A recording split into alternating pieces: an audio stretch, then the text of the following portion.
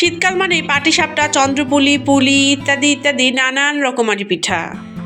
Traditional পদ্ধতিতে আজকে বানালাম মজার পাটিসাপটা পিঠা, আর কিভাবে বানালাম সেই ইজি রেসিপিটা আপনাদের সামনে উপস্থাপন করছি।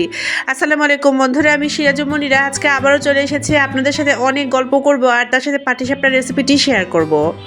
পাটিসাপটার পুরের জন্য নিয়ে নিয়েছি একটা নারিকেলটা আমি কুড়িয়ে নিয়েছি, তার সাথে দিয়েছি 1/4 কাপ চিনি এবং খুব ভালোভাবে এটা জাল করে নিব। তারপরে এর সাথে 1/4 কাপ সুজি ভেজে অ্যাড করেছি, তার সাথে অ্যাড করেছি 1 কাপ দুধ এবং 1 কাপ পানি। নারিকেল ও সুজির বানানো এই মজার পুর দিয়ে পাটিসাপটা পিঠা খেতে অসাধারণ লাগে। খিরসা দিয়ে পাটিসাপটা খেতে একরকম লাগে, আর এই নারিকেল ও সুজির বানানো পুর দিয়ে পাটিসাপটা খেতে একদম অসাধারণ লাগে। আজকে এই পাটিসাপটার পুরটা আমি পুরো চিনি দিয়ে বানিয়েছি, তবে আপনারা চাইলে কিন্তু খেজুরের গুড় দিয়ে এটা বানাতে পারেন, সেটা আরও বেশি অথেন্টিক হয়। এখন নিয়ে নিলাম 1 কাপ আটা, তার সাথে দিয়ে দিলাম অল্প সামান্য লবণ এবং 1/4 কাপ চিনি, আর দিয়ে দিলাম অল্প সামান্য দুধ এবং বাকিটা দিয়ে দিচ্ছি পানি। এরপর খুব ভালোভাবে মেখে নিব এবং মেখে একটা মসৃণ একটা ব্যাটার বানিয়ে নিব। চামচ দিয়ে ব্যাটারটা মাখাচ্ছিলাম কিন্তু খুব একটা তৃপ্তি হচ্ছিল না, তাই হাত দিয়ে খুব ভালোভাবে মেখে নিলাম। খুব ভালোভাবে ফেটে নিয়ে এটা তারপরে আমি পরিমাণ মতো পানি অ্যাড করব। অবশ্যই খেয়াল রাখতে হবে যেন ব্যাটারটা খুব বেশি পাতলা না হয়ে যায়, তাহলে কিন্তু পাটিসাপটা খেতে একদম ভালো লাগবে না।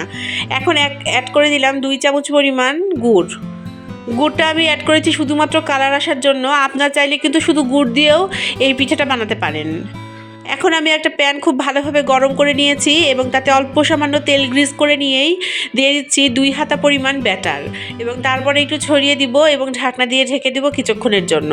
ঢাকনা দিয়ে ঢেকে দেওয়ার কিছুক্ষণের মধ্যেই কিন্তু এই পিঠার যে রুটিটা সেটা তৈরি হয়ে যাবে। তারপরে ভিতরে পুর দেওয়ার পালা। দিয়ে দিচ্ছি ভিতরে পুর, নারিকেল ও সুজির পুরটা অ্যাড করে দিয়ে এখন জাস্ট মুড়িয়ে নিলেই পিঠাটা তৈরি। দেখলেন তো কত সহজেই এই পাটিসাপটা পিঠাটা তৈরি হয়ে যায়। মাঝে মাঝে তো আমি পুর রেডি করে রেখে দিই ফ্রিজে, আর যখন মন চায় তখনই পাটিসাপটা বানিয়ে খাই। শীত বা গরমের কোনো বালাই নাই।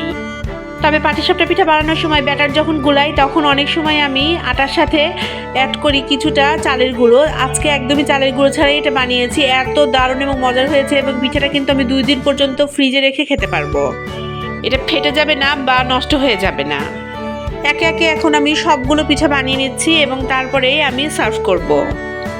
পিঠার পুর আর পিঠা তৈরি করতে মোটামুটি আমার 1 ঘন্টা সময় লেগেছে। একদম অবাক হয়ে যাবেন যে এত দ্রুত এত মজার এবং সুস্বাদু পিঠা বানিয়ে নেওয়া যায়।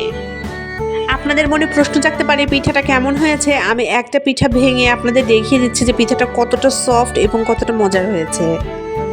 দেখতেই পাচ্ছেন পাটিসাপটাটা কতটা পারফেক্ট হয়েছে। ইজি এবং ট্রেডিশনাল পাটিসাপটার রেসিপিটি আপনাদের কেমন লাগলো অবশ্যই আমাকে কমেন্টে জানাবেন। আর আজকে এখানেই বিদায় জানাচ্ছি। আল্লাহ হাফেজ।